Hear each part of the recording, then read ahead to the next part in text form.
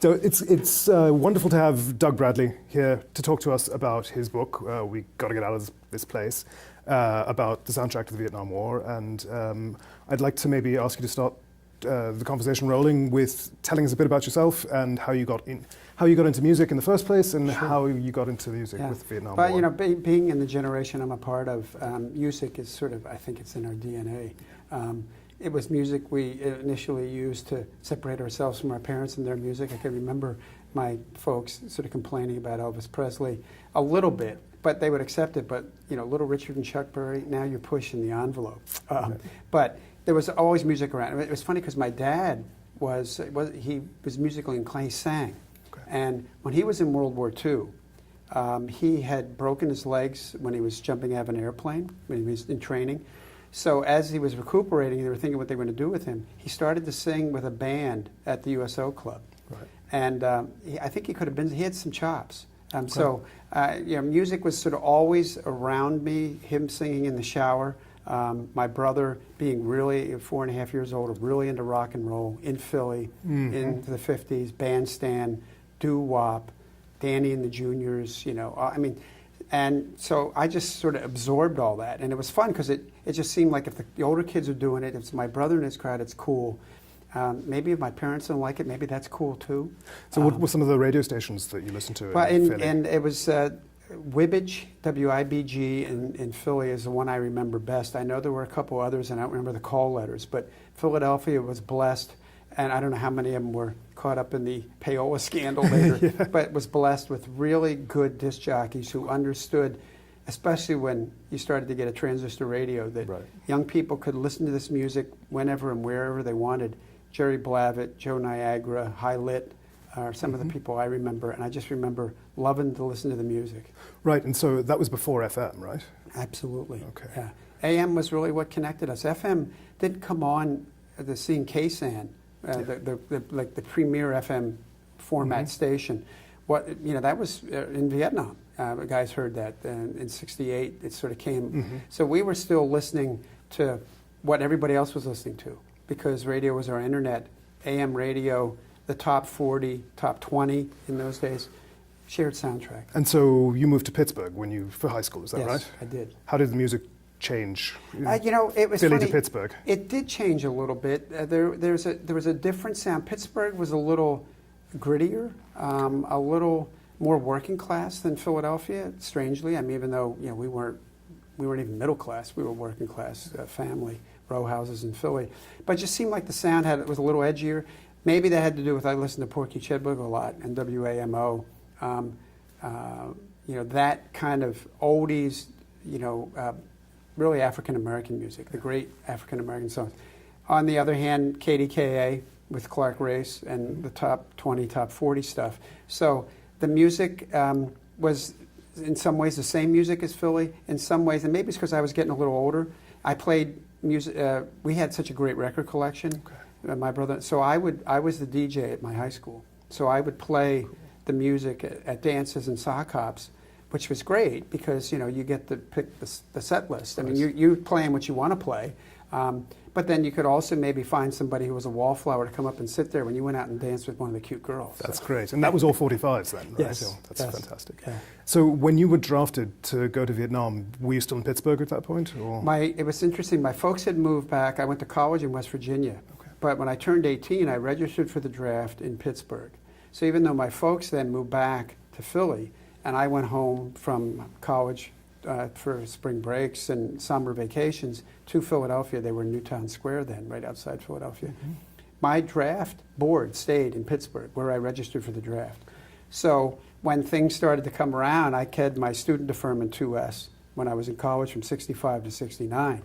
But when things started to change and I got my 1A notice, it came from my Pittsburgh draft board. And when I went into the Army, it was so funny. I'll make a long story short. I was ready to go in because I was in law school, but I lost my deferment because I wasn't a doctor or dentist. What people don't remember about Nixon's LBJ speech in March of '68, when he said he wasn't going to run for president, at the beginning of that speech, he said, he talked about the war and that he was canceling deferments for graduate school for everybody but doctors and dentists. So I'm sitting there watching saying, well, this war better end because I think I'm going to law school to keep my deferment, and that's not going to work. So when I graduated from college in May of '69, I was 1A right away. And but I thought maybe I'd get lucky and maybe stay. They'd have enough people to pull from. No such luck. Dropped out of law school, passed my physical in October, but then Nixon canceled November and December draft calls. Said he had a secret plan to win the war, and he wanted to show that he had one. So he can't. So I think it saved my life. If I'd have gone into the Army in October, November of '69, I'm pretty sure they would have made me an infantryman because I was getting drafted. And I could end up in combat. I could not be here having this conversation with you. Right. By then making it to the lottery, even though I had a low birth date pulled, I didn't go into the Army until March. Okay. And so I took a bus on March 1st to Pittsburgh from Philadelphia, got inducted in the Army the morning of March 2nd in Pittsburgh, then took a bus to the airport, flew to Philadelphia, talk about crazy, and then took a bus to Fort Dix. Okay, so you for did your basic basic training at Fort Dix. Yeah. And when did you end up in Vietnam? So I was basic training was from March until May. Then I went to the Army Hometown News Center in Kansas City, where we only published good news. And thought I might stay there forever. They loved me, I loved them. I was living in an apartment, only had to wear a uniform 8-10 hours a day, no guard duty, no KP, because I'm not on an Army base. But my number came up in the big computer in Washington, so by November of '70, I was in Vietnam. Right. And so was music already a big part of your Army Absolutely. experience before you actually went to Vietnam? Definitely was. So in addition to the high school chops I had, at least, being a record, I was social chairman of my small little college in West Virginia. And the crazy thing was, when this guy and I, another fellow from Pittsburgh, ran for chairman and co-chairman, and it was the first time it was a campus-wide election because they used to elect the chair from within the council. So it was we ran on the platform where we were going to bring Smokey and the Miracles to campus. So we won the election and we brought Smokey and the Miracles to campus. Then the students passed a bigger budget for us than what we asked for, and student fees were paying for the acts. It was their seg fees, and they put so much money into our budget because in those days it was before people were looking at gates to really lure big acts. If you had money to put down, so here I'm at a small school, Bethany College in West Virginia, homecoming of 1967. Who do I have? Count Basie and his orchestra for the alums in Wheeling, West Virginia. So dance, booze, swing. The next day, Jefferson Airplane. Wow. When Surrealistic Pillow was the album in America. We kept doing this. We had the Association, the Fifth Dimension, the Grassroots. We had Smokey. We had Spanky in our gang. Anybody who, Josh White, Sonny Terry and Brownie McGee, Ian and Sylvia. I mean, act after act after. We just got lucky because we could give them cold cash up front. Right. They didn't. Dionne Warwick was there the night Martin Luther King was assassinated. She wanted to do a benefit concert. Immediately she told the news. She came off stage, and I said to her, "I've got some terrible news, Miss Warwick. Martin Luther King's been shot." And she looked like she'd just been hit by a ton of bricks. She turned white, if you'll pardon the expression. Sure. And she collected herself and she said, "I want to sing." So she was ready to go back. She'd probably still be singing. Believe it or not, we had like maybe 5 black people on that campus at Bethany, and maybe a few more came in for that concert that night, because if you weren't a student, you paid $2 to hear Dionne Warwick. The sheriff freaked out. The Bethany town sheriff put the lights up in the gym and cleared the building because he was afraid she was going to tell people to riot or something. Right. She was going to sing from her heart. Can you imagine how powerful that would have been? Astonishing. And then just to finish that story, sorry. No. But so she flew in on a private plane, and her band, was in another little jet, and it was a small, she was great, but she had a piano player, a drummer, a bass player, a guitar player. It's a very small combo. And we picked them up at this private airport in Wheeling and took them to campus. Bethany was about half an hour away, and took them back. We're walking in after the concert. The pilots had stayed there. She had rented these planes, I think, in Virginia somewhere. We walk in, and they're looking at us and they're saying, was it that bad a concert? What happened? You look like you were at a funeral. And I said, Martin Luther King didn't you hear Martin Luther King? I swear to God, the first guy, and so I'm here Dionne Warwick's right behind me. He said, it's about time somebody shot that black son of a bitch. God. And I thought, she shrank to the floor. Her drummer behind her went after this guy. You know, was just ready to leap over her and get him. And, I mean, what a night.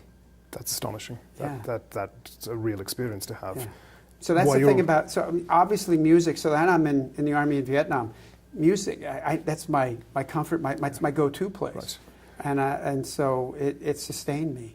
Well, you have this great story about the first arriving in Vietnam and having an argument about what was the first song that was going to be played on the radio. Maybe you can share that with the cameras. So, you know, it's one of those things because, God bless them, I thought the Armed Forces Vietnam Network, AFVN DJs, did the best they could. We interviewed a lot of them for the book. They were trying to keep our morale up. The Army understood how important music was to us. And that's why they brought James Brown and Johnny Cash to Vietnam, for crying out loud. Bob Hope always had a great actor, singer with him when he came over and did his USO shows. So they understood the value. And they did a great job. And, you know, there's always talk about, you know, some of the shows played, you know, weaker stuff than others. By 70 and 71, I'm there. There's pretty good DJs, and you can't get away from the good music that's out there. You're not going to hear all that stuff. You're not going to hear War by Edwin Starr. Ruby, Don't Take Your Love to Town by Kenny Rogers in the first edition. But you're going to hear a lot of the great stuff. You're going to hear the Stones. You're going to hear the Beatles. You're going to hear the Temps. You're going to hear the Four Tops. You're going to hear Aretha. So I'm there Labor Day of 1971. You know, they're doing this top 20. No, the DJs say, it's like you're back in America. We're going to play the 500 best songs that you grew up with, starting now until Monday afternoon. This was going to be midnight Friday into Saturday. So a bunch of us in our hooch that weren't on guard duty or up at the office working, we're sitting around, we're saying, we just start this conversation about what's the first song they're going to play. Because the guy, you know, this is kind of a curiosity thing. So next thing you know, we started to bet, and we weren't just betting. We couldn't do anything with the money we had anyway. We were in Vietnam. We took out our ration cards, and that was real currency because that was your liquor, your beer, and your hard liquor, your beer, and your cigarettes for a month. So if you're putting a ration card down on this makeshift bar, that meant you're laying down a claim. And so, guys, we started saying, well, young guy said, it's going to be Elvis, king of rock and roll. First song's got to be by Elvis. Somebody else says, we got a new king, it's Dylan. Somebody else says, well, in Vietnam, it's Hendrix. Next thing you know, we got a stack of rations. Everybody now is out of, even the guys that were asleep are now down there drinking and hollering. Somebody gets up because we had a little chalkboard, you know, for like duties that had to be done in the hooch. And they're taking odds, you know, Dylan, Creedence, you know, The Doors, Cream, you know, Motown. And so we had this great kind of fun argument and debate. And then midnight strikes, and the first note we hear right away, we knew it was the Animals. We got to get out of this place. And we all just looked at each other and like, how did we miss this? In reverting to our childhoods or thinking about where we had been at home, we forgot where we were, which was Vietnam. And that was the Vietnam song. So we all sort of sat there going, oh my God, yeah, of course, that's the perfect song. But you got to keep your ration card. Exactly. We all got our ration cards back because nobody won. Right. Well, I was going to ask you this later on, but I mean, we got to get out of this place. The Animals are a really working class band from Newcastle in Tyneside, and I wanted to ask you your thoughts on the class dimensions of the war as a whole, but also of music in the war. Is there a class side to it? Oh, absolutely, it's a great question. Chris Oppie has written a great book called Working Class War, and you know, we've done so much to mythologize and sort of, in some ways, sanitize or demonize parts of the 60s. Hawks and doves, you know, hippies and you know, soldiers. I mean, it's not that easy. It's not that clean. It's not black and white. And you know, we do a disservice. And I think we forget that when you think there were 27 million of us who were draft eligible during the length of the war. And about a third of the generation served in the military, almost 10 million. Guard and reserves, which then was your way out of Vietnam. They never activated the Guard and reserves. They were fighting the current wars in many ways, but they never activated them during Vietnam. And so in Christian's book, he points out that a third of the Army were career soldiers, people who had either been in or believed in the service, wanted to make a career out of it, believed in going to war. Another third were draftees, like me. Okay. The next third was mainly working class kids. A lot of the draftees were too, because they weren't in the reserves or guard and didn't have deferments. But they knew they were going to get drafted, so they enlisted. It was almost like a compulsory, because you thought if you got enlisted, you could pick your military job. Okay. You'd sign a contract. They'd say, yeah, we're going to make you a weatherman or a radio operator or a chaplain's assistant, and maybe avoid Vietnam. Well, the military, once you sign that contract, they can do whatever they want with you. Okay. And so it really was mainly a working class, it was a working class war in many ways, and it was working class kids that were doing a lot of the fighting and dying. And so a song like that, by a group like that, is right into the wheelhouse. I think that's part of the appeal of the song people don't understand, because it wasn't a Vietnam song. It was originally intended for the Righteous Brothers. The Animals had picked it up. For them, it's like, hey, this is us. We're moving out of this hardscrabble life up to London, and it's got that edge to it. And it's really a working class song. Yeah. You know, I'm not going to be in bed dying like my daddy, whose hair is turning old and gray. I'm going to have a different life, a better life. Mm-hmm. And for us, it was both literal, we're going to get out of this place, Vietnam, but also there was like that same sense of urgency about who we were, how we were going to survive with the backgrounds that we had. The interesting thing is, we talk about it in the book, when Bruce Springsteen made the keynote at South by Southwest in 2012, he played that song on stage with his guitar and said, that's every song I've ever done. Because Bruce came out of those same backgrounds and roots. His first drummer was killed in Vietnam. He could have gone to Vietnam if he hadn't flunked his physical. That's right, yeah. And so, again, that sort of working class ethos. I mean, I know that sounds, you put it in quotes now and people don't know what a working class was, but these were kids who weren't in college, didn't have a lot of privilege, didn't have a lot of options, didn't have a lot of choices, but we were all raised by World War II dads, so early on we all believed in this cause. The government said we had to stop communism. Well, I guess we did. We didn't know until later it was a lie. You have a really powerful anecdote about Bruce on the River Tour, bringing out veterans and really making the veterans' cause his own and bringing it to prominence. Can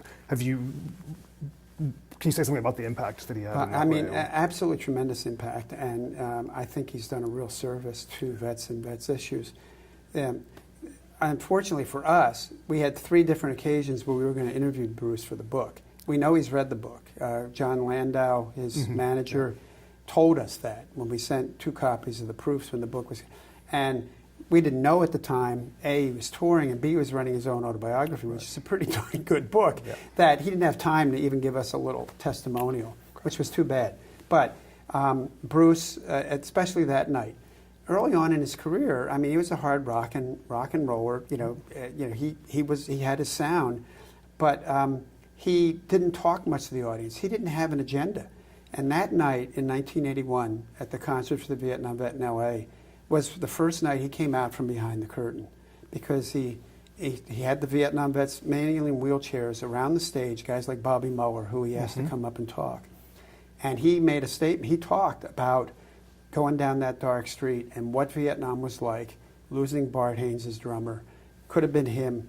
But what that war did to those young men, broke those bodies, broke their spirits, and that we weren't helping them, was the first night. And ever since then, he's been out from behind. He takes a position on issues.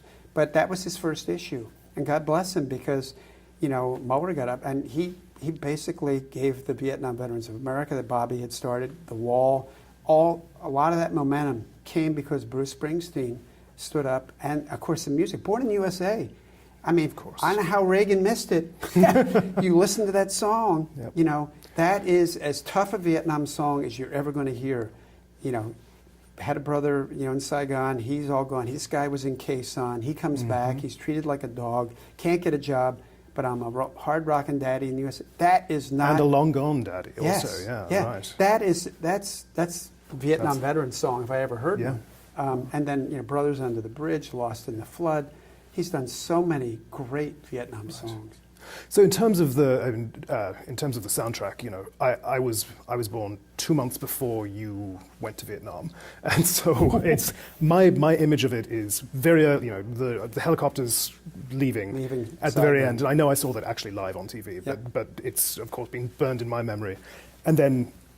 It's the Vietnam movies on the soundtrack, you know, it's the Riders on the Storm behind Martin Sheen's face, it's the soundtrack to Platoon, and I'm sort of, I think a lot of our audience, and even more so the millennials who, you know, didn't see Apocalypse Now when it came out or whatever, want to know how accurately that, I mean, Oliver Stone was a veteran, but a lot of the other directors, of course, weren't. Yes. What do you think? Well, you know, everybody's got their opinion, and you probably, unfortunately, there still aren't 3 million Vietnam vets left. In fact, we're dying at rates, you know, pretty epidemic. I mean, there's less than 800,000 Vietnam vets left now. But if you polled them, everybody would have a different opinion. I really feel that the interesting thing is, I'll make a point and then I'll answer the question. If you realize, other than the John Wayne's The Green Berets, which was based on the book by Roger, I'm forgetting Roger's last name, but anyway, there was a book and a movie and a song, Barry Sadler's song. Yeah. Then Robin Moore wrote the book. And so it was the first time we ever did this kind of cross-marketing. And the film's abysmal. I saw that movie in Vietnam. And when Wayne pats the little Vietnamese kid on the head and says, "Sonny, this is really what this war is all about," the sun is setting in the South China Sea. Well, it doesn't.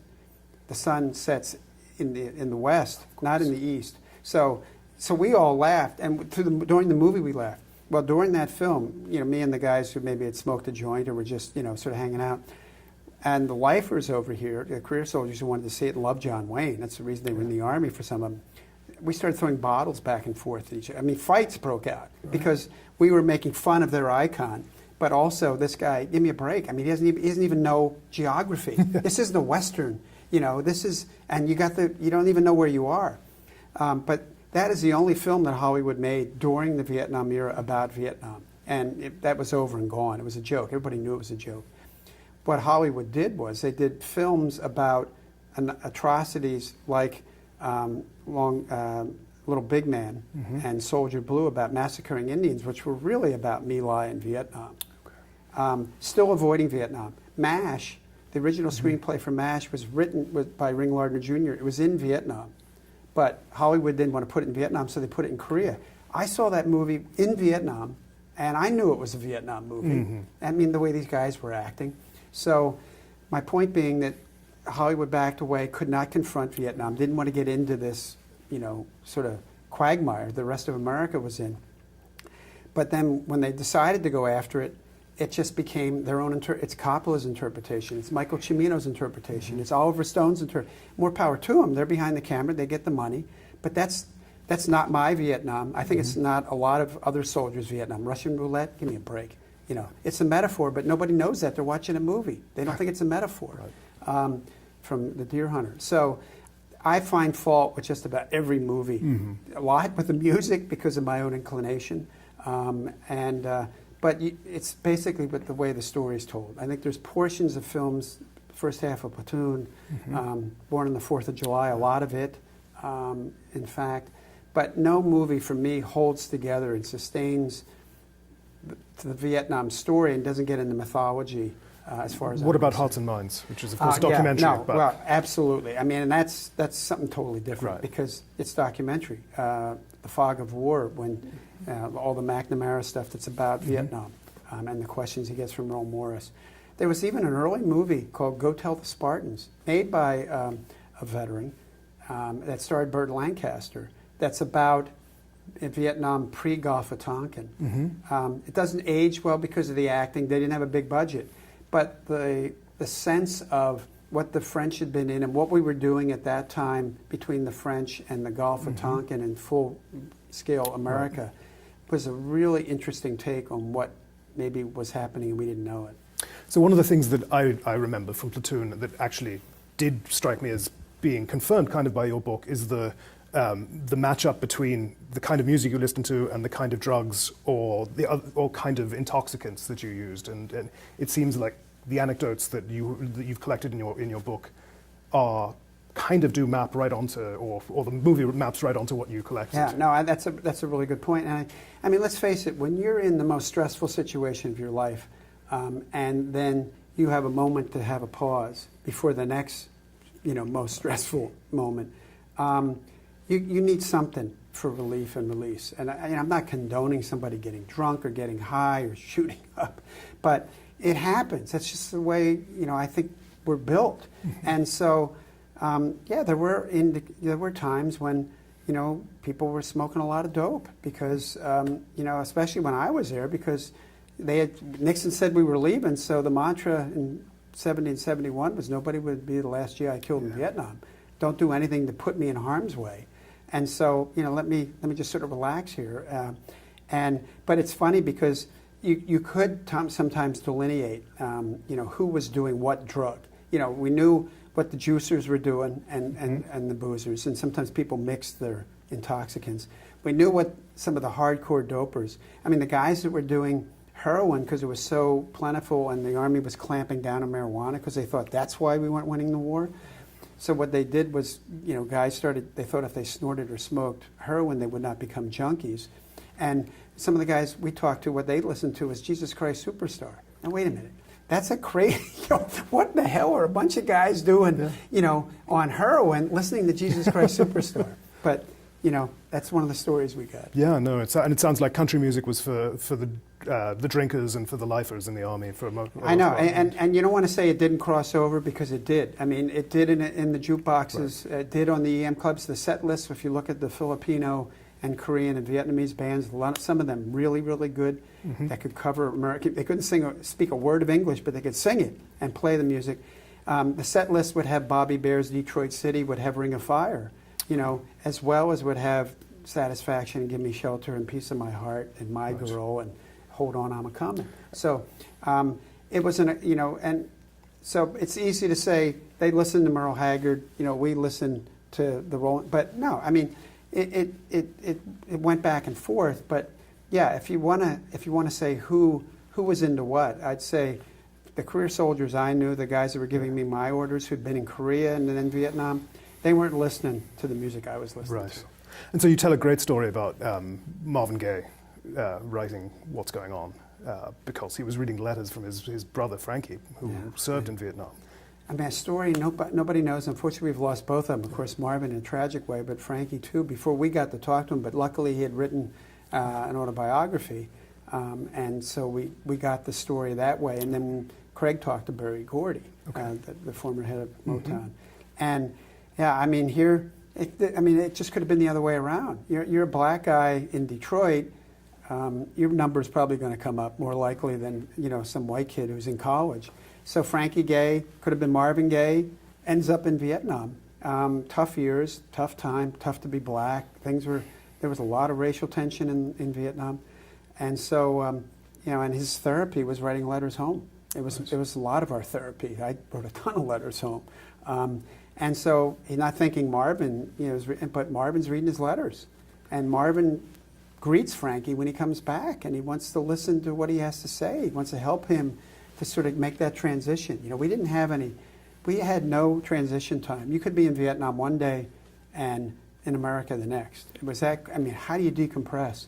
Well, for Frankie, it was talking to his brother, and then Marvin took Frankie's story and his odyssey of Vietnam and coming back and made not just a great song and What's Going On, and of course the next song, What's Happening, Brother, which is specific, but the whole album is really about Frankie Gaye, Vietnam vet, back in America. What's America like? Mercy, Mercy Me. What's happening to America in that landscape? But what am I going to do? Am I going to get a job? Am I going to go to jail? Am I going to go to drugs? Am I going to go to God? It's an incredible, powerful story. So I'm wondering, in terms of the structuring of the book, which is really, really interesting, because it's chronological, there's a certain amount of autobiographical material in there, but you intersperse the narrative with not just interviews, in fact, not interviews at all, but the soldiers, veterans' own words in these things you call solos, which is, of course, an appropriate musical metaphor. Some of these are so sober, it's like reading a transcript of a witness at a trial, and some of them are positively like creative writing workshopped, trippy, psychedelicized narratives. How did you elicit this wide variety of voices, and then how did you organize them in the book? I think that's a beautiful assessment of how those are, the way you said it. And over the course of 12 years, so I mean, we'd probably still be interviewing vets because they'd be coming to us with their stories once you get into the networks and the pipeline. I won't tell you how many different versions of that book we did. We did hire an agent in New York who was the agent of Bruce Springsteen's biographer, Dave Marsh, and she tried to peddle the book. She was more disappointed than we were. We didn't have any high hopes. She thought for sure somebody would bite on it. We got a lot of nice rejections, but we got rejected nonetheless. So then we got the book back to us, took it to UMass Press, Sure. and at that point, the more we rewrote, and it's just an interesting thing to write collaboratively. Except for our respective families who know us well and know our different flares or flaws, I don't think you can tell where I'm writing something and Craig's writing You something. really in that book, cannot. which is really, I mean, that's quite a feat It for is. two persons writing the book. So that was great. So we had that going as we were sharing stuff back and forth. But the more that we went back, changed it around, the more we pulled ourselves away and let those veterans come front and center. And the solos then emerged that way. But the fascinating thing was, and again, I like your description because not one size doesn't fit all. Not one experience is the same. In fact, everybody's experience is different. That the men and women that we talked to, some of them just gave us such an incredible story. And we did transcribe it. And we said to them, do you want to tweak this? You went, no. I don't want to talk about it again, or it's too painful, or it was just perfect. So I'm fine with what you guys did. Others, like Art Flowers for the What's Going On, W.D. Earhart, Bill Earhart, who's going to be in the Ken Burns show, and has written a lot, some terrific poetry. He's written a couple memoirs. Bill Christopherson, who was a Marine, who served with Gustav Hauser, who wrote The Short-Termers that became Full Metal Jacket movie. They said, let me write this piece. I love the conversation. Here's, my songs, These Boots Are Made for Walking, my song for Bill, my songs, What's Going On for Art, all the others in between. But they said, let me write this the way I want to write it, if that's okay with you. And we said, fine. So we had a little everything. Joe McDonald was, from the conversation with Joe, he wanted to see and he said, fine, you captured it. Gordon Smith, who has a lengthy thing in there, Gordon says I should be writing this book.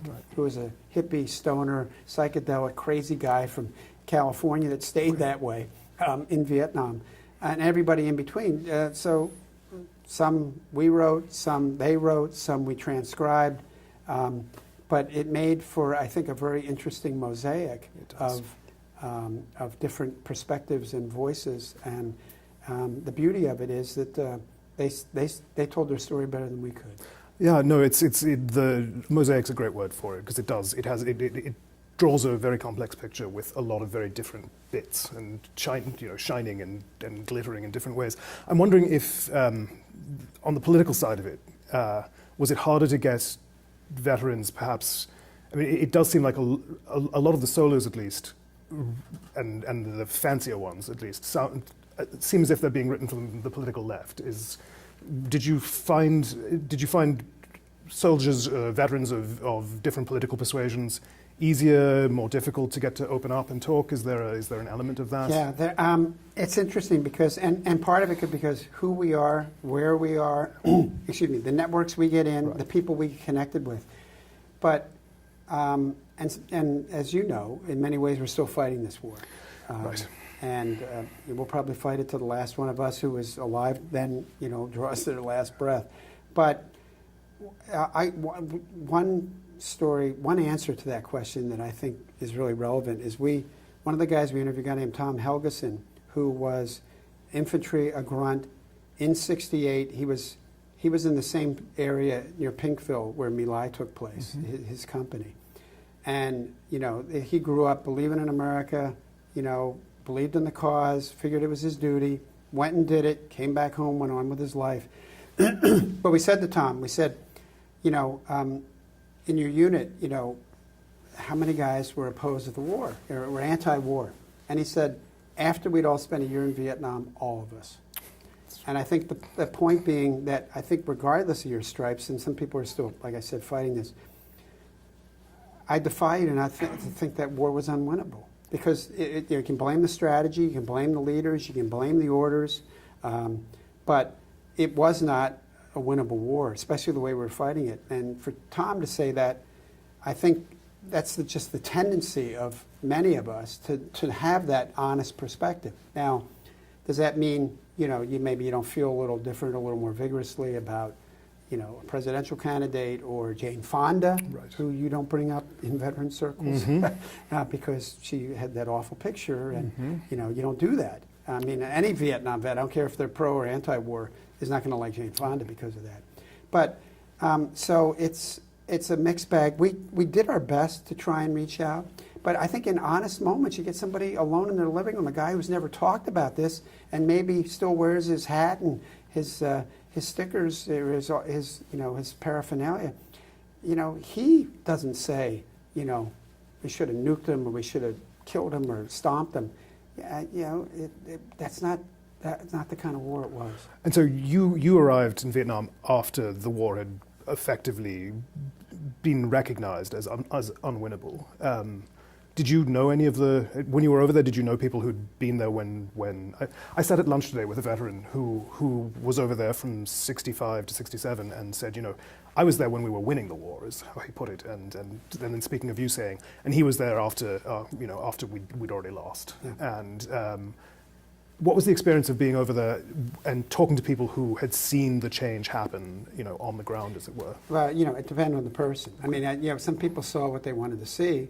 They believed what they wanted to believe. I mean, that's what we're doing with the media now, right? Indeed. What's a real story? What's fake news?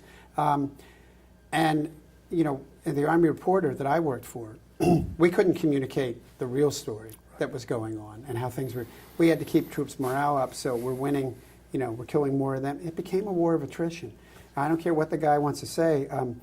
We thought we were winning in 65 and 67 because they thought they could wait us out, and they were figuring out what they were going to do, they being the Viet Cong and the NVA.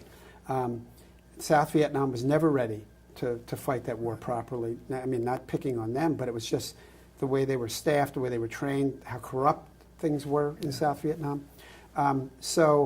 You can believe what you want to believe, but I don't think we were ever really winning that war. And we couldn't bomb them into the Stone Age, even though Lord knows we tried, dropped more bombs, more tonnage than World War II. That was the reality. Now, watching people, they had a job to do. And the main, you get into a situation where it's to keep my men alive. It's to keep these guys writing stories. It's to keep the DJs putting on a good show. You get into your job and into those people, you sort of have the blinders on, and then you forget about, we're going home, we're leaving, there's protests, there's a breakdown in the Army itself. But I will forever believe that it was never going to happen. I found it really interesting in the book, the way in which, I guess at the time that you went to Vietnam, the Army, having realized that the war was unwinnable, seemed to be trying to keep up morale, partly with music, partly with all of this high-tech radios and hi-fi gear that was a tiny fraction of the price of what you'd pay over stateside for it. And, I'm kind of wondering, because I'm not sure I got this out of the book, is what was the balance of music between sort of, in a sense, covering up the breakdown of morale, and what was the role in keeping it up in the long, slow drawdown? That's a great question. I think it really depends. When we have vets come into our class, and anybody we talk to, and we mention it in the book, we talk about the 3 W's: when you were there, where you were, and what you did, which really had an impact on your Vietnam experience. So me, 70 and 71, I'm a journalist, I'm in the rear, I've got all kinds of music and access to it. My story's a lot different than the guy you sat with, 65, 66, 67. He's in field artillery, he's a grunt, he's on a helicopter, he's a warrant officer. That's a different war. A warrant officer, when I'm there, it's a different war. But the music, we talk about 3 basic things. It connected us to one another and to the generation back home because they were listening to the same music. We could get, In-A-Gadda-Da-Vida. We could get Steppenwolf and the Pusher. We could listen to that hard, edgy stuff that we were never going to hear in AFEN. We had access to music. We could get it any way we wanted to. So so there's that connection. It was a way of sort of keeping yourself alive. It was a survival mechanism. And then it was also a way to try and figure out what was going on in a situation that you really didn't know what was going on. And the music helped with that. So, I can't just say one song or one group of songs, because we thought we were going to have a Vietnam Vets Top 20. We know what that's going to be. We got to get out of this place, feel like I'm fixing to die, leaving on a jet plane, et cetera. Well, if your wife's name's Gloria, Gloria's going to be your song. If your sweetheart's a brown-eyed girl, so we got like 200 or 2,000 songs and song titles, run the gamut.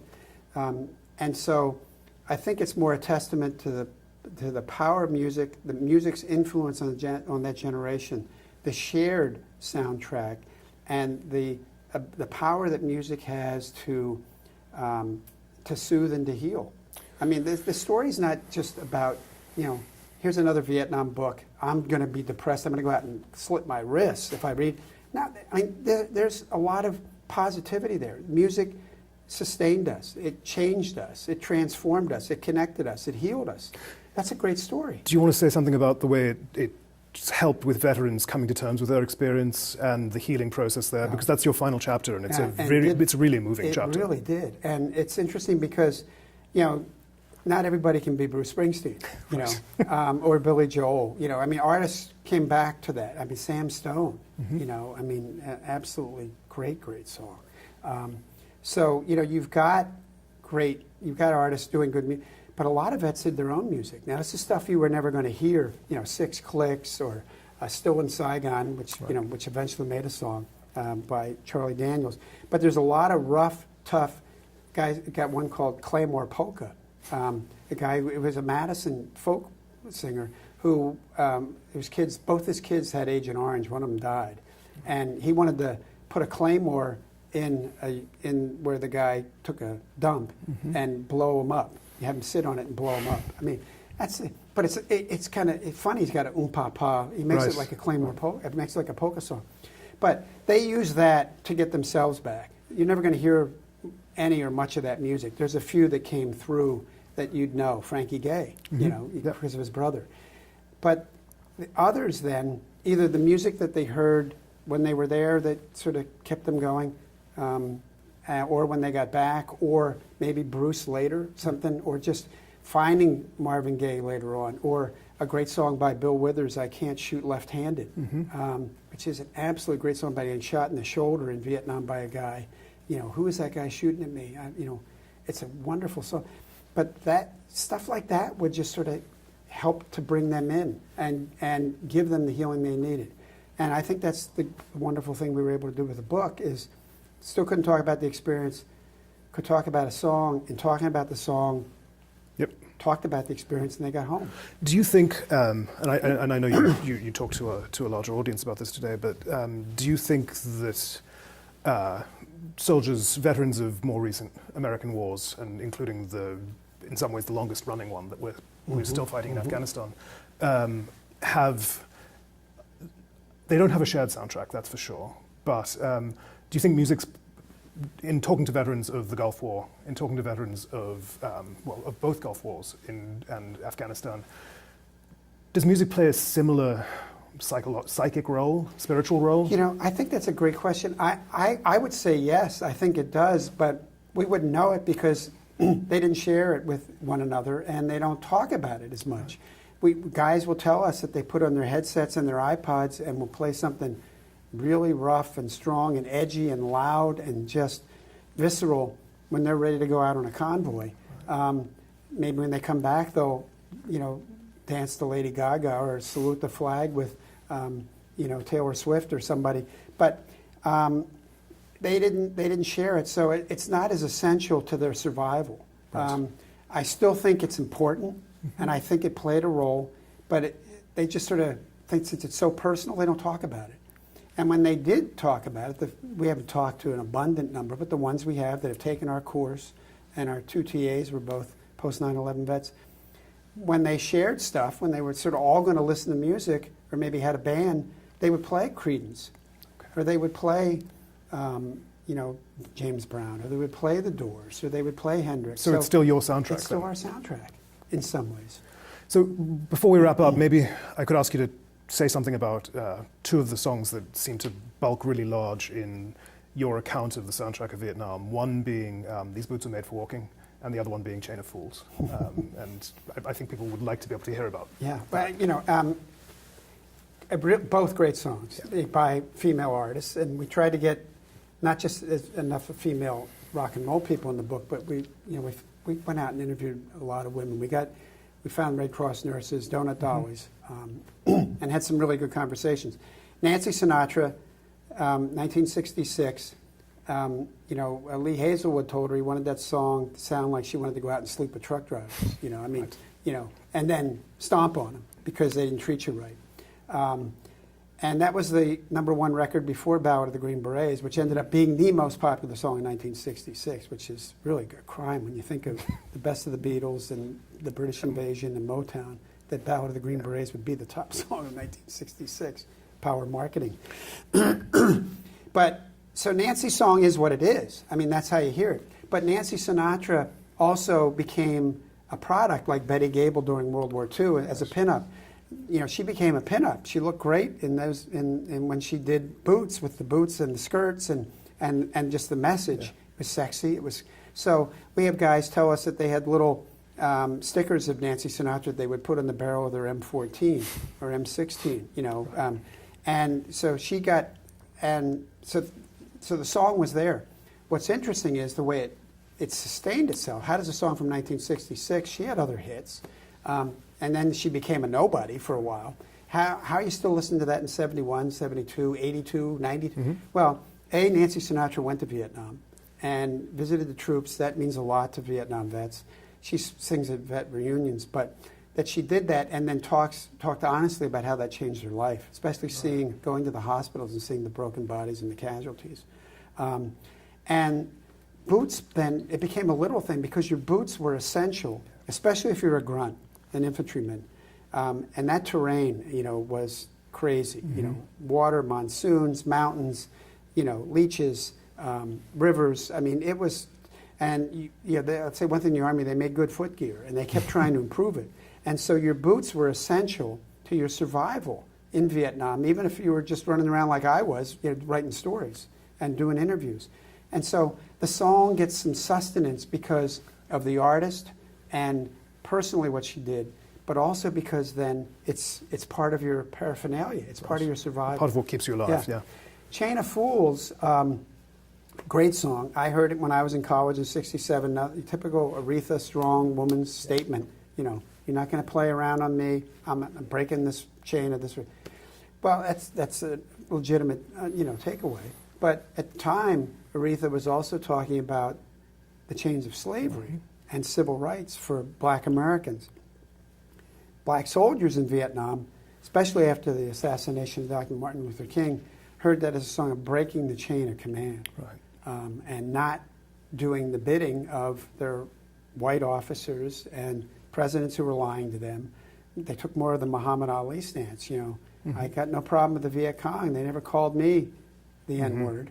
And so here's a song that has at least three different meanings, and I knew one of them. When I heard it, and I heard it played in Vietnam too. The bands, when they were covering Aretha, that's one of the songs that if they had a female singer in their group that they would do. But boy, the power, especially talking to African American vets who wanted to talk to us and wanted to unload. One guy said he didn't hear about the King's assassination. He heard it from Hanoi Hannah, who was the Tokyo Rose equivalent, who was on a band with it. We could all hear. You could hear Hanoi Hannah anywhere in Vietnam. And because the AFVN wanted to wait till they could alert the officers that this news was going to break, because they didn't want the black troops to mutiny. They thought they would. I thought they would. And so he hears it, and he said when he heard that song, he wanted to go out and shoot the first white guy he saw. But he went into his hooch, he put on the Lady Soul album, and he listened to Aretha. And when he heard that song and listened to Aretha, it calmed him down. But he said, and that line when she says, someday the chain's going to break, he said, it's broke, I'm done. And that was the beginning of the end of the morale Yep. for that Yep. soldier. Well, that's a sobering story to sort of wrap up on. Is there anything else that you'd like to sort of share with viewers? Well, I think it's just to share that conversations like this need to keep happening. I think dialogue, whether it's in a class or just in a home or in a coffee shop, needs to happen. That's the only way we share ideas, opinions, thoughts. And, you know, in many ways, we're still fighting the Vietnam War in America, like we're still fighting the Civil War. I think if we would just maybe sit back and listen and broaden our, try to understand a little, music's a great way to do that. It is a great way. And that maybe the healing that still needs to be done could happen. Well, I couldn't agree more. And it's been a really great pleasure to have you. Thank you so Thanks, much. Doug. Thank you.